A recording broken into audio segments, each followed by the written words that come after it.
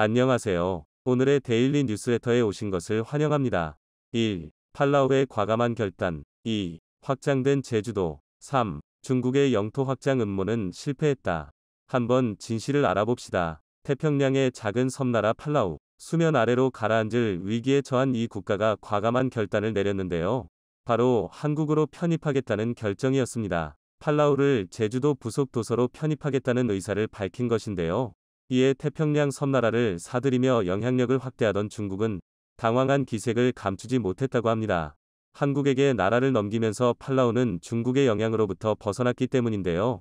기지를 발휘해 중국의 침략으로부터 나라를 지키고 생존을 위해 한국을 선택한 팔라우의 결정에 대해 우린 더 기다릴 수 없다.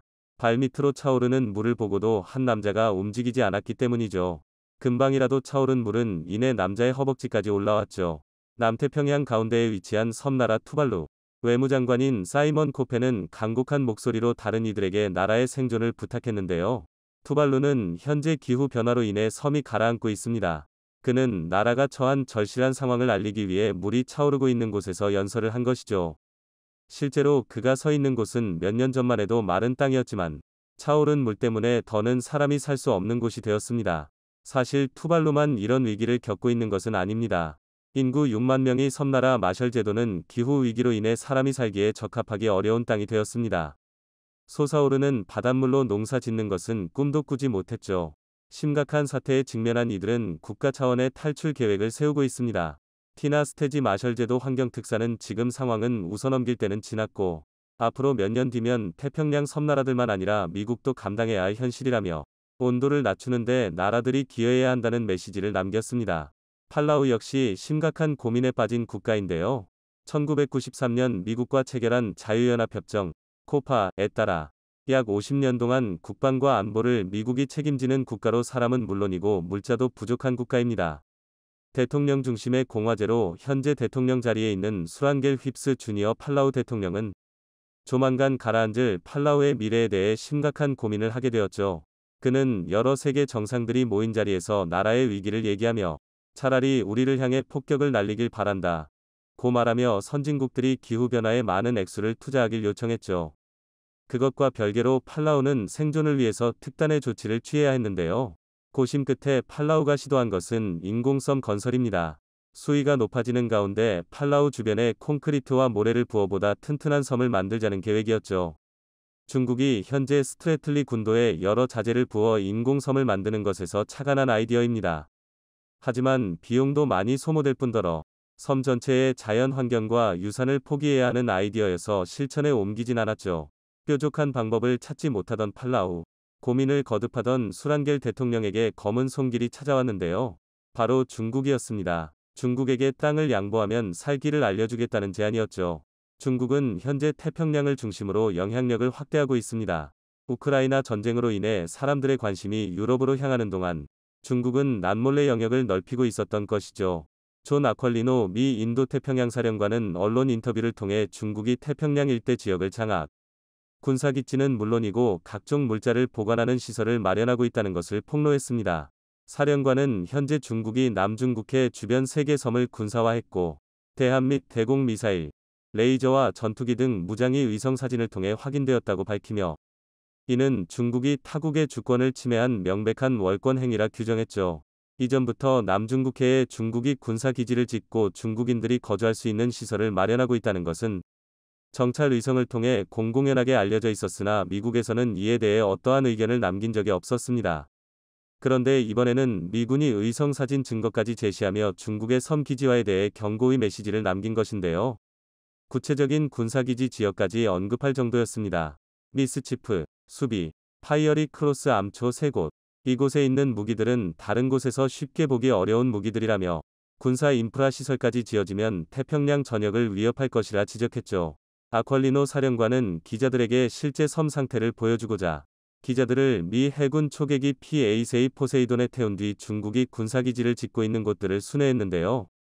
미 해군 초계기가 이들 암초 주변의 모습을 보이자 중국은 라디오 메시지를 포세이돈에 보내며 중국은 스프래틀리 군도, 중국명 난사군도에 대한 합법적인 소유권이 있으며 다른 국가의 전투기가 침범하는 것은 영해 침범이라고 규정. 미국 전투기들을 향해 위협적인 메시지를 보냈다고 하죠. 미국이 초계기는 물론이고 강경한 메시지까지 보냈지만 중국의 야욕은 멈추질 않고 있습니다. 심지어 중국은 남태평양에 위치한 섬나라 솔로몬 제도 사이 안보협정 초안을 체결하며 진출에 더 힘을 쏟고 있죠. 외교부 장관 서명 절차가 남아있지만 이것도 조만간 완료될 것으로 보입니다. 약 70만 명이 살고 있는 작은 섬나라 솔로몬 제도는 오커스, AUKUS 동맹을 맺고 있는 호주와 매우 근접한 지역으로 호주와 밀접한 사이를 유지하던 곳이었습니다. 그런데 최근 솔로몬 제도가 호주와 거리를 두었죠. 그 원인은 바로 중국이었습니다. 차이나머니를 앞세우며 솔로몬 제도에 엄청난 지원을 약속한 중국은 솔로몬 제도 공략에 힘을 실었습니다. 바로 중국군이 안전하게 임무 수행할 수 있는 군사 거점을 확보하기 위해서죠. 솔로몬 제도는 대만과 30년 넘게 수교를 이어올 정도로 반중 정서가 강한 국가였습니다. 중국의 침탈에 태평양 국가들이 힘을 모아 대항해야 한다고 할 정도였죠. 그러나 이런 흐름이 바뀐 것은 소가바레 총리가 집권한 이후였습니다. 새롭게 솔로몬 제도를 통치하던 소가바레 총리는 돌연 2019년부터 대만과의 관계를 끊고 중국과 손을 잡겠다고 선언, 중국 투자를 유치해 솔로몬 제도를 부흥시키겠다고 청사진을 밝혔습니다. 미국은 뒤늦게 중국의 남태평양 침략 야욕을 눈치채고 솔로몬 제도에 대사관을 설치하기로 결정하는 등 다급하게 태평양 군도들의 마음을 돌리기 위해 나섰죠. 외신들은 섬 쇼핑이라는 표현을 쓸 정도로 중국의 진출을 심상치 않게 바라봤습니다. 팔라우 역시 돈을 앞세운 중국의 유혹을 떨쳐버리기 쉽지 않았는데요. 그러나 팔라우는 뜻밖의 선택을 하게 됩니다. 그는 중국의 은밀한 제안을 거부하고 중국과 맞서겠다고 선언. 돈으로 모든 것을 해결할 수 있다고 생각하면 안 된다. 고 말하며 이어 팔라우는 뜻밖의 해결책을 제시한 것입니다. 바로 한국에 자신의 땅을 넘기겠다고 말하며 팔라우를 제주도의 부속도서로 편입 신청을 하겠다고 밝힌 것입니다. 머지않아 찾아올 파국에 대비해 한국의 미래를 위탁한 것이죠. 팔라우 주민들 역시 한국이라면 믿을 수 있다고 말하며 물이 잠겼을 경우 한국으로 이주할 것을 계획 중이라고 하는데요. 이들 팔라우인들이 한국을 신용하는 것은 다름 아니라 한국의 피를 물려받은 후손들이 많이 있기 때문입니다. 과거 일제강점기 시절 남양군도라는 이름으로 불린 이곳 팔라우에는 많은 한국인들이 강제징용으로 끌려왔습니다. 시설 정비는 물론이고 일본군 기지를 짓는데 한국인들이 동원되었죠. 팔라우 코로르시 동쪽에 지어진 아이고 브릿지는 이를 알 수 있는 흔적으로 일제에 의해 끌려간 한국인 노동자들이 고통에 차 아이고 신음소리를 낸 것에 원주민들이 이 다리에 아이고라는 이름을 붙인 것이죠. 미국과의 전쟁을 벌이던 일제는 폐색이 짙어지자 팔라우에 있는 일본인들을 본국으로 송환했지만 그곳에 남아있는 한국 노동자들은 내버려 두었습니다. 전쟁이 끝나고 한국으로 돌아갈 수 없는 이들은 팔라우에 정착할 수밖에 없었죠. 팔라우에 정착한 한국인들은 척박한 땅에서 불을 일구고 상당한 영향력을 끼칠 수 있게 되었습니다. 팔라우 곳곳에 흩어진 한국인들은 팔라우에서 빠지면 안 될 정도로 팔라우 경제를 지탱하는 존재가 되었는데요. 그렇기에 한국인의 입김이 센 팔라우가 한국의 친근감을 드러내며 최종적으로 섬이 가라앉은 이후에도 한국으로 들어오고자 한 것입니다. 현 팔라우 대통령 역시 한국으로부터 도움을 많이 받았기에 거부감 없이 한국 편입을 허락할 수 있었던 것이죠. 모든 국가를 돈으로 사려던 중국은 뜻밖의 저항에 부딪혀 태평양 전체를 중국의 영향 아래에 두려던 계획을 철회해야 했습니다. 한국이 본의 아니게 방해를 한 것인 셈인데요. 경제 영토는 물론이고 실제 영토까지 점점 확장하는 대한민국. 중국의 횡포에 신음하는 태평양 섬 국가들이 중국의 소나기에서 벗어나길 바라며 한국을 선택한 팔라우의 현명한 결정에 박수를 보냅니다. 군벌 간 무력 충돌이 내전으로 격화 중인 수단에서 정부군, SAF, 과반군, RSF 사이에 72시간 휴전 합의가 이뤄졌습니다. 휴전이 이뤄지자 미국, 영국을 비롯한 세계 각국 정부는 자국민 구출을 위한 총력전에 돌입했습니다. 하지만 한국은 프라미스 작전, 즉 수단 교민 탈출 작전을 신속히 진행해 교민 28명을 무사히 탈출시켰습니다. 그 어떤 나라보다 신속하고 안전하게 아프간 교민 탈출 작전에 이어 수단 교민 탈출 작전이 이처럼 성공한 배경에는 숨은 영웅들의 헌신이 있었기 때문입니다. 먼저 지난해 8월 수단에 부임한 남궁 대사는 이번에 교민들을 구하는 데 앞장섰습니다. 남궁 대사와 외교부 최영한 재외동포 영사실장은 수단 내 9개 그룹으로 흩어져 거주하는 교민들에게 연락을 취했고 대사관에 단 1대뿐인 방탄 차량을 이용해 교민들을 일일이 데려오는 역할을 자임했습니다. 연락이 닿지 않는 교민에게는 20번이고 30번이고 계속해서 연락을 시도해 모두 한국 대사관에. 이후 버스에 탄 28명의 교민들과 외교관들은 공항에 도착한 지 45분 만에 이륙할 수 있었을 정도로 모두가 한뜻으로 정말 신속하게 움직였습니다. 공항 도착 45분 만에 이륙이라니 한국인들의 빨리빨리 본능이 또다시 작동한 것인데요. 무엇보다 정부를 믿고 대사관의 지시에 협조해준 28명의 교민들이 진정한 영웅이었습니다. 교민들은 전기와 수도가 끊기고 식량은 점점 고갈되는 극한의 상황에서도 일사불란하게 움직였습니다. 수도 하르툼에서 포트수단까지 버스 이동을 결정했을 때에는 신속하게 김밥 등 비상식량까지 만들었는데요. 특히 탈출 과정에서 한국인들이 보여준 놀라운 단합력과 준비성은 해외에서도 화제가 되고 있습니다. 일단 포트수단까지 1000km가 넘는 거리를 버스를 타고 이동해야 한다는 걸 알게 된 순간 교민들은 김밥을 싸고 컵라면을 준비하고 간식을 챙겼습니다. 교민들은 군벌들의 교전이 시작된 이후 집 안으로 총알과 탄피가 날아들어와 잠을 거의 자지 못했지만 그래도 먼 길을 가야 하기에 서둘러 40줄의 김밥을 싸고 경단떡을 챙겼으며 탈출 과정에서도 라면, 오징어포, 인삼차 등을 서로 나눠 먹으며 버텼다고 합니다. 특히 해외에서 주목하는 대목은 한국인들이 미리 비상식량을 준비해 탈출 과정에서 굶주리지 않고 유연하게 대처했다는 점이었습니다.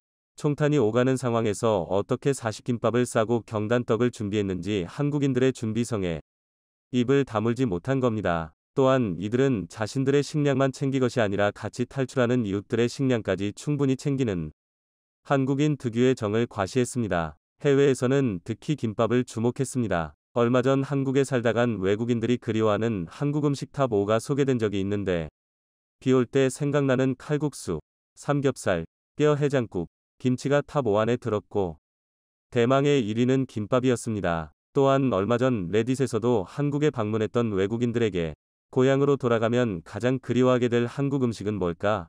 라는 질문이 올라왔는데 여기에 외국인들의 반응이 뜨거웠습니다. 의외로 외국인들이 잊지 못하는 한국에서 맛본 음식은 해물탕, 어죽, 볶국, 김치찌개 등 얼큰한 음식들이었습니다. 그리고 생각보다 많은 외국인들이 김밥 생각이 많이 날 것 같다는 답변을 달았습니다. 김밥은 넷플릭스에서 방영된 한국 드라마를 통해 전 세계적으로 인기를 모으면서 이미 해외에 많이 알려져 있었습니다. 특히 드라마 이상한 변호사 우영우에서 등장한 우영우 김밥은 아시아권은 물론 글로벌 인기를 얻으며 큰 화제가 됐는데요. 드라마 종영 이후 각종 숏폼 플랫폼에는 우영우와 동그라미가 인사하는 장면을 패러디한 짧은 영상이 대거 등장하고 있고 외국인들이 김밥을 직접 만들거나 한국 식당에서 사먹는 사진을 올리는 콘텐츠가 폭발적으로 늘기도 했습니다. 이상한 변호사 우영우의 인기 이후 홍콩의 SNS에는 김밥을 만드는 방법을 올리는 장면이 자주 올라오고 서로 김밥을 만들어 사진을 찍어 공유하고 맛을 비교하는 영상도 자주 올라왔습니다.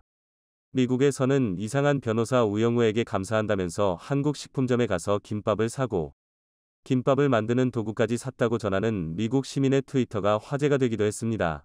이번 탈출 과정에서 김밥까지 싸서 달솔에 대비한 한국인들의 준비성뿐 아니라 또 한 가지 화제가 된 점은 한국군이 일본 국민들까지 구했다는 사실입니다. 자위대가 해내지 못한 역할을 한국군이 해낸 것인데요. 그런데 일본인들을 구출하는 과정은 결코 쉬운 일이 아니었습니다. 한국군이 충격전을 뚫고 일본인들의 목숨을 구해낸 것으로 밝혀졌기 때문입니다. 한국 더분에 탈출한 일본인들은 대피하는 과정에서 한국군의 도움이 컸다고 일본 언론에 밝혔고 일본 언론들도 이 같은 사실을 대대적으로 보도했습니다. 심지어 눈앞에서 총격전이 계속되는 상황에 한국군이 나타나 구해줬다며 긴박했던 당시 상황을 전했습니다. 마이니치 신문은 일본 정부 관계자를 인용해 일본인 대피 과정에서 여러 나라 중 특별히 큰 역할을 한 것은 한국군이었다고 소개했고 일본 외무성 간부는 눈앞에서 총격전이 계속되는 상황에서 한국군이 일본인을 차량에 태워 수송해 주었다고 밝혔습니다. 이 같은 구출 작전은 일본 정부의 부탁이 있었던 것으로 밝혀졌습니다. 한국군은 일본 정부의 부탁을 받고 현지 시간 23일 일본인 수명을 한국군과 아랍에미리트에서 준비한 차량에 태워 수단 수도 하르둠에서 일본 자위대 수송기가 있는 북동부 항구 도시 포트수단까지 약 850km를 육로로 이동했습니다. 한국군이 수단 내 일본인 대피에 적극적인 역할을 했다는 사실이 알려지자 기시다 후미오 총리를 비롯한 일본 정부 관계자들은 그제서야 감사 인사를 표했는데요. 하지만 일본 정부 입장에서는 지금과 같은 상황이 난감하기만 합니다. 결과적으로 자위대는 이번에도 긴박한 상황에서 제 역할을 하지 못했기 때문입니다. 또한 실전 상황에서 한국군과 자위대의 전투 역량 차이를 알 수 있는 대목입니다.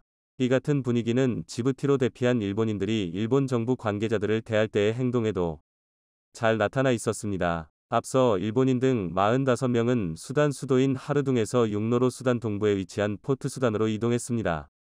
일본 정부는 전날 수단 인접국인 지부티에 대기 중이던 항공자위대 수송기를 수단 동부에 위치한 포트 수단으로 보내 일본인 45명을 태워 지부티로 철수시켰는데요. 지부티로 대피한 한 일본 여성은 NHK의 힘든 하루였다. 유엔과 한국군의 도움으로 하르둠에서 포트 수단까지 대피하고 포트 수단에서는 자위대 수송기로 지부티까지 왔는데 대기하는 시간 포함 36시간 동안 긴장해 있었다. 며 긴박했던 상황을 설명했습니다. 유엔과 한국 등의 도움으로 무사히 수단을 달솔한 일본인들은 그제서야 다케이 슌스케 일본 외무성 부대신이 지부티로 대피한 일본인들을 만나 인사를 내며 생색을 내는 시간을 갖자 어딘지 모르게 차갑게 대하는 모습이었습니다. 정부 관계자가 와서 감사 인사를 하며 고개까지 숙였지만 일본인들은 쳐다보지도 않는 사진이 언론을 통해 공개되었는데요. 대다수 일본인들은 땅만 쳐다볼 뿐 정부 고위급 관계자에게 반응조차 보이지 않았습니다. 기시다 총리는 사태가 심각하게 돌아가자 자위대와 수송기를 보냈고 일본인들이 안전하게 탈출하여 자신들의 역할을 다했다고 강조했지만 탈출에 성공한 일본인들이 한국군이 총탄이 날아오는 상황에서도 자신들을 구해 한국인들과 함께 탈출시켜줬다는 인터뷰가 나오는 등 뒤늦게 사실상 한국군이 일본인들을 구했다는 소식이 전해지자 머쓱해하며 한국에 감사한다며 고개를 숙였습니다. 일본 정부 대변인은 공식 기자회견에서 한국, 미국, UAE와 유엔 등 많은 국가와 기관의 협력을 얻었으며 진심으로 감사하다고 발표했는데요. 자신들도 포트 수단에 대기 중이던 항공자위대 C2 수송기로 일본 교민 총 45명을 지부티로 철수시켰지만 한국을 비롯해 국제사회의 도움이 없었다면 자위대만으로는 할 수 없는 일이었다는 점을 공식적으로 인정한 것입니다. 무엇보다 아프간 교민 탈출 작전이었던 미라클 작전에 이어 이번 수단 프라미스 작전에 이르기까지 한국군의 민첩함과 임무 수행 능력은 다시 한번 최고 수준임을 입증했습니다. 한국이 말 그대로 초대박이 났습니다. 한국이 무심코 헐값에 사들인 아프리카 광산들. 이 광산에는 금도 없고 다이아몬드도 없고 그렇다고 해서 은이나 동, 구리도 없었습니다. 아무도 탐내지 않았죠. 그런데 여기서 예상치 못한 초대박 잭팟이 터졌습니다. 이에 그동안 한국의 뒤통수를 쳤던 미국과 리튬을 무기로 한국에 보복을 해왔던 중국이 비상사태에 빠져버렸는데요. 곧 한국의 1위 기업이 바뀐다. 근거 없는 소리가 아니었습니다. 지난 수십 년 동안 한국의 1위 자리를 지켜온 삼성전자. 그런데 앞으로 몇 년 뒤에 1위 기업이 더 이상 삼성전자가 아니라 LG가 된다고 발표한 전문가들이 쏟아져 나오기 시작했습니다. 이는 바로 전기차 시장이 2030년이면 무려 3,500조 원 규모로 급성장할 것이기 때문이었습니다. 그리고 놀랍게도 지금까지 단 한 번도 보지 못한 3,500조 원이라는 엄청난 규모의 전기차 시장에서 한국의 현대차와 기아차가 시장을 주도할 것이라는 놀라운 전망도 나왔습니다. 18일 글로벌 시장조사 업체 리포트링커 기 발표한 세계 전기차 산업 동향 보고서에 따르면 오는 2030년 글로벌 전기차 시장 규모는 2조 7천억 달러, 약 3,508조 원에 이를 전망입니다. 이는 지난해 예상 시장 규모인 5,438억 달러, 약 706조, 보다 무려 5배나 성장한 규모인데요. 전기차 시장 발전 대표적 요인으로는 신종 코로나 바이러스 감염증, 코로나19, 여파에 따른 교통 문화와 기후 변화를 예로 들었습니다. 전 세계적으로 감염병에 대한 경각심이 심화되면서 대중교통을 꺼리는 분위기가 만들어진 가운데 기후 변화의 심각성까지 대두되면서 전기차에 대한 관심이 급증하고 있다는 설명입니다. 글로벌 전기차 시장 발전을 주도할 업체도 공개했습니다. 총 594개 기업을 검토해 17개로 추스렸습니다. 현대차 기아를 비롯해 엑셀그룹, 알타모터스, BMW, BYD, 콘티넨탈, 포드, 제너럴모터스, 마힌드라 일렉트릭 모빌리티, 닛산, 테라, 테슬라, 토요타, V모토, 폭스바겐, 볼보 등이 꼽혔는데 이 중에서 현대차와 기아차의 역할이 가장 주목된다는 놀라운 소식이 전해졌습니다. 압도적으로 화려하고 세련된 디자인뿐만 아니라 세계 최고 성능의 배터리와 실내까지 갖추면서 미국뿐만 아니라 유럽 등 전 세계 자동차 전문 매체로부터 세계 1위라는 수식어를 받으며 테슬라마저 꺾는 놀라움을 보여주고 있습니다. K 배터리는 더 강력합니다. 전기차 배터리 기술력 세계 1, 2, 3위가 바로 한국의 LG 에너지솔루션, 삼성 SDI, 그리고 SK온이고 이들의 수주잔고, 즉 이 세 개의 한국 배터리 회사가 앞으로 전 세계 자동차 회사에 공급할 규모가 이미 1000조 원을 돌파한 것으로 전해지면서 신드롬을 일으키고 있습니다. SNE 리서치는 앞으로 추가 주문이 한 건도 없더라도 한국의 배터리 3사는 2030년까지 공장을 100%로 가동할 수 있다는 놀라운 소식을 전했습니다. 지구 역사상 이렇게 강력했던 적은 없습니다. 자, 그런데 미국은 이렇게 3,500조 원이라는 천문학적 규모의 전기차 시장을 한국이 독식하게 될 것이 아니고 왔는지 인플레이션법을 만들어 현대차의 뒤통수를 치고 배터리도 세부 조항을 여러 추가해 한국산 배터리가 미국 시장을 독식하지 못하도록 충격적인 방법으로 깎아내리려 하고 있습니다. 중국은 한술 더 뜹니다. 배터리의 핵심 재료인 리튬, 이 리튬을 통제하여 한국에 보복 조치를 가하려 하고 있습니다. 중국은 전 세계 리튬 광산을 싹쓸이하여 한국이 배터리 최강국이 되지 못하도록 한국으로의 수출을 통제하려 하는 충격적인 계획을 만들었습니다. 중국이 2025년까지 세계 리튬 생산의 3분의 1을 통제하게 될 것이라고 블룸버그 통신이 13일 보도했습니다. 스위스 투자은행, IB, UBS 그룹은 보고서를 통해 중국 기업들이 자국과 외국의 광산에서 지난해 19만 4천 TW 리튬을 생산했으며 2025년까지 생산량을 70만 5천 TW로 늘릴 것이라면서 이같이 관측했습니다.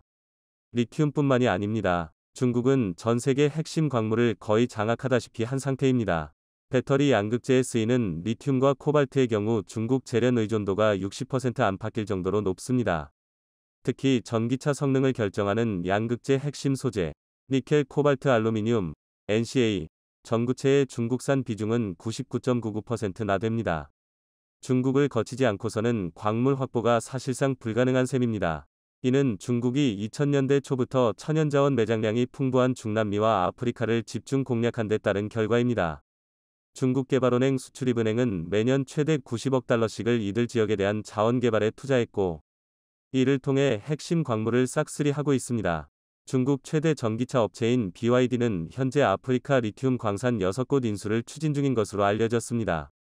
중국이 지난달 아프리카 17개국의 채무 23건을 면제한 것도 이들이 중국의 빚을 갚지 않는 대신 중국이 아프리카 광산 개발권을 99년간 독점하는 충격적인 계약을 체결했기 때문입니다.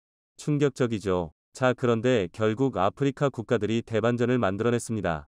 중국과 했던 계약들을 모두 취소하고 한국에 세계 최대 규모의 광산들을 모두 줄 수 있다는 파격적인 발표를 한 것인데요. 한국은 초대박이 나버렸습니다. 아프리카는 2차 전지 소재가 풍부한 곳입니다. 코발트는 DR 콩고가 전체 매장량의 약 56%인 350만 톤을 보유하고 있고 만간은 남아프리카 공화국과 가봉이 전 세계 매장량의 약 40%를 차지하고 있습니다. 또 니켈은 전 세계 매장량의 약 10%를 차지하고 있는데 남아공과 마다가스카르가 주요 생산국이며 리튬은 짐바브웨가 현재 세계 5위 생산국입니다. 흑연은 모잠비크, 탄자니아를 중심으로 전 세계 매장량의 약 20%를 차지하고 있습니다. 이처럼 아프리카에는 2차 전지 소재가 풍부하지만 인프라가 부족한 것은 물론 행정의 불투명, 파이낸싱 확보의 어려움 등으로 사업 환경인 열악한 상황입니다. 보츠와나, 남아공 등 일부 국가를 제외하고 대부분의 아프리카 자원부국들의 부패지수와 사업 용이성 지수는 세계 최하위권을 면치 못하고 있습니다. 자, 그런데 아프리카 국가들이 대반전을 만들어냈습니다.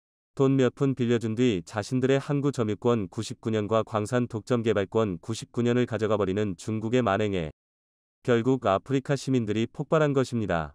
사모아 공화국은 이미 중국 관련 사업 부채가 대외 부채 절반에 육박하자 사모아 첫 여성 총리는 1대1로 사업을 전면 보류한다 라는 충격적인 발표를 한 뒤 한국의 2차 전지 소재 관련 광산 개발권을 한국에 전부 줄 수 있다는 파격적인 소식을 전했고 스리랑카도 중국 국영기업의 개발권을 넘겼다가 대규모 반정부 시위가 일어나면서 스리랑카 대통령은 몰디브로 도망갔습니다. 이후 새로운 스리랑카 정부는 중국 대신 한국에 광산 개발권을 팔 수 있다는 놀라운 소식을 전했습니다. 몰디브도 마찬가지입니다. 중국의 1대1로 사업으로 진비지 나라 전체 GDP를 넘어서 버리자 국가부도 사태를 선언한 뒤 중국이 아닌 한국과 손을 잡아야 한다는 현지 언론들의 보도가 쏟아져 나오기 시작했습니다. 아프리카국들이 이렇게 놀라울 정도로 한국에 호의적인 이유는 한국은 그동안 중국과는 달리 아프리카 국가들을 마음으로 도와주었습니다. 진심이 통한 것이죠. 아무런 대가도 없이 아프리카에 병원과 학교를 세워 아프리카 시민들의 기본적인 삶을 보장해 주었고, 식량이 부족해 하루에도 수많은 이들이 목숨을 잃고 있는 아프리카에 한국산 쌀을 개량해 아프리카 기후에서 최적화된 쌀을 개발하는 데 성공했고, 결국 아프리카에서 한국산 쌀이 넘쳐나도록 만들어 주었습니다. 한국 덕분에 앞으로 몇 년 뒤면 아프리카에서 밥이 없어서 굶어 죽는 이는 없어지게 되는 것은 물론이고, 이제는 아프리카에서 다른 나라로 쌀을 수출하여 부유한 국가로 거듭날 수 있는 기적이 만들어질 전망입니다. 이 때문에 기적을 만들어준 한국의 아프리카 국가들이 보답을 하겠다며 현재 이렇게 중국과의 광산개발 독점권 계약을 파기해버린 뒤 한국에 몰아주는 놀라운 상황이 만들어지고 있는데요. 한국의 대박 행진은 아프리카에서만 일어나고 있는 것이 아닙니다. 아르헨티나 옴브레 무에르토 리튬 염호지하에서 뽑아올린 염수를 저장해둔 호수. 원래는 이곳을 중국이 비싼 값을 쳐주겠다며 아르헨티나로부터 사들이려 했습니다. 염호의 면적은 25,500헥타르로 서울 면적의 3분의 1에 달하는 엄청난 규모입니다. 그런데 한국의 포스코가 결국 이곳을 중국보다 더 비싸게 돈을 지불하고 사는 파격적인 결단을 내렸죠. 자, 그런데 포스코가 이곳을 인수한 뒤 추가 탐사를 해보니 원래 추정 매장량보다 무려 6배가 많은 리튬이 매장되어 있었습니다. 염호는 소금호수라는 명칭과 달리 지하에 리튬을 함유한 염수가 매장되어 있는 곳입니다. 수백 m 깊이로 구멍을 뚫어 뽑아올린 지하 염수를 사용합니다. 매장량 측정 방법도 같습니다. 이전 소유 업체는 탐사공을 15곳만 뚫었습니다. 반면 포스코는 2년간 탐사 범위를 넓혀 30개를 더 뚫었습니다. 300에서 400m 깊이까지만 뚫은 기존 업체와 달리 포스코는 600m까지 파내려갔습니다. 그 결과 추정 매장량은 220만 T에서 1350만 T로 늘었습니다. 초대박이 난 것이죠. 호주에서도 잭팟이 터졌습니다. 세계 최대 규모의 리튬 광산이 모여있는 호주가 한국의 리튬 광산 개발권을 쥐어주며 동맹관계를 과시했습니다. 호주는 최근 수년 동안 한국산 탱크부터 시작해 자주포 등 한국산 무기로 자국 군대를 도배시키는 파격적인 결단을 내리더니 이번에는 미래산업의 쌀로 불리는 리튬마저 한국에 몰아주기로 하는 파격적인 결단을 내렸습니다. 호주 정부는 한국 기업들은 최고의 비즈니스 파트너라며 한국과 사업을 함께하면 막대한 돈을 벌 수 있을 뿐만 아니라 주변 환경도 완벽하게 보존되어 이보다 더 좋을 순 없다고 극찬을 아끼지 않았습니다.